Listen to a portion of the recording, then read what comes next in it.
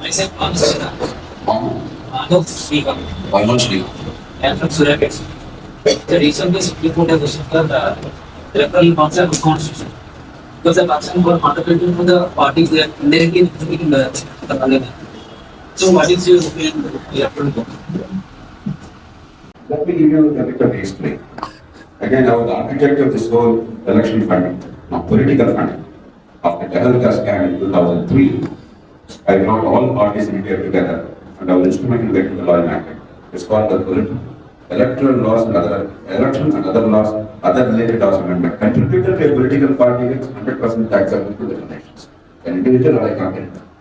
What we introduced at the time was 5% of the net average profit of a corporate, individual unlimited. Taxable from this way only 15 now. So that's how we drafted it up. And I worked very closely with all the key people in the country at the time.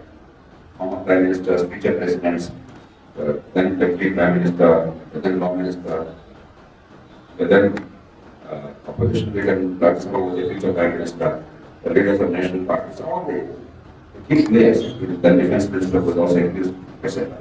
I brought consensus. By.J.P. who was the Law Minister at the time, repeatedly told me between 2004 and 2014, when they were out of power, at least 8-10 occasions whenever we met, either I called her name in Parliament House or someplace, one Saturday at Presidents, or we met in the airport or someplace. Every time we again raised issues, because we fought so hard to get this law enacted. Advantage gave a direction to us, saying that now that the contributions get tax exemption fully, why should we receive cash? We don't require cash. We'll only take by check. And we introduced the policy that we will not accept cash for the party contributions. Despite being in power at the union level, within 3 months the contributions fell by 90%. So we had to open up again, receiving the cash. There was no choice. So he was positive about that. As Law Minister and the party leader, the experience. Once I had an opportunity as Finance Minister, we tried to solve it by some legalistic mechanisms. We want white money.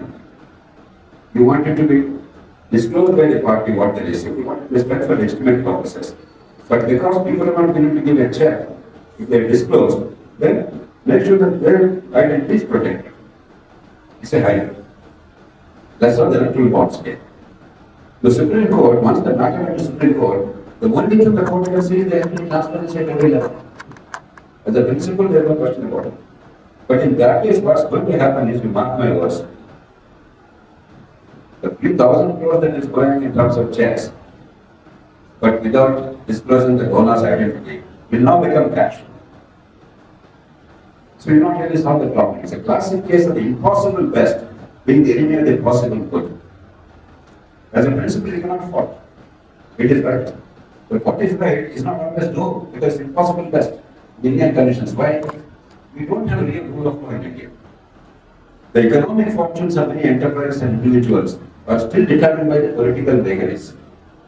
If you are the chief minister, you can decide who will be the next millionaire. You can decide to destroy the fortunes of an individual or a company if they're not favoring.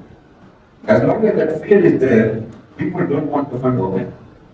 Either they are subject to harassment, giving also money, or they are subject to harassment of a different kind where they try to destroy it because you funded the right. We are not America where an Elon Musk or Bill Gates or somebody can fund any party of his choice. He says, move to the president, and nobody can do it. That's not our system yet. But we still have government with a lot of power. When that is the case, money will only go underground. So it's a private victim. I support it as a principle. But that principle is different from practice. So there are 3 levels. Level 1 is transparency and white check. Level 2 is white check, transparency at the party level, partner at the donor level.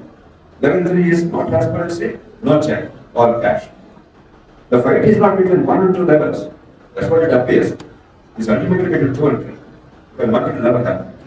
Unless you fix the rule of law situation to cash. So democracy is a work in progress. There is no simple no. You say, put your hand and things will happen. No. It's a landmark judgment revolution. I've seen 30 or 40 landmark judgments in the last 10, 15 years. English revolution has nothing much happened. So you are close to hyperbole in this country. Wrote the slogan and emotion. Thoughtful, precise, rational, systematic. We put many, many things in place to get it. So is there any specific strategies to clear every stage of the exam? And what makes us different in this journey from others? I don't have an answer. And my advice would be not very productive or useful. What I would advise is go by the UPSC's guidance. They tell you what they test in each of these examinations, what they are looking for. Take it seriously. Every word, in my judgment, matters. Follow those principles. Earlier, already told you, it's not maybe your knowledge and your factual understanding, your factual recollection that matters. It's application of that. But go by UPSC, because a personal test or an examination or preliminary, whatever they're saying, each word, you take it seriously. And figure out what they're doing. That's the best. Is it okay to follow everything which is given by aspirants? There are aspirants and aspirants. So it's your judgment. For instance, I told you not to follow my exam. I thought so much about the country. I was so worried about the country. At the age of 19 or so, I was probably one of the best informed human beings on planet Earth. There was not a thing that was happening anywhere in the world that I was not involved in hours, if not in minutes. There was not a thing on which I did not give thought of a deep concern and commitment. The exam was incidental, that was later on. But that's my exam. That doesn't really apply. So that's why each person has unique experience. Whatever appeals to you, your personality, your background, you decide which advice is meaningful. But there is no thing over there. But as I mentioned to you before, what the country needs are people with deep understanding of issues, balance, ability to innovate, and apply their knowledge to solve real problems of India. And once you bring those insights, that depth and that understanding and problem solving approach, that's the kind of people that UPSC or the country needs and wants. And go by what UPSC is asking. Beyond it, I cannot say anything more. Go to better people who can advise you.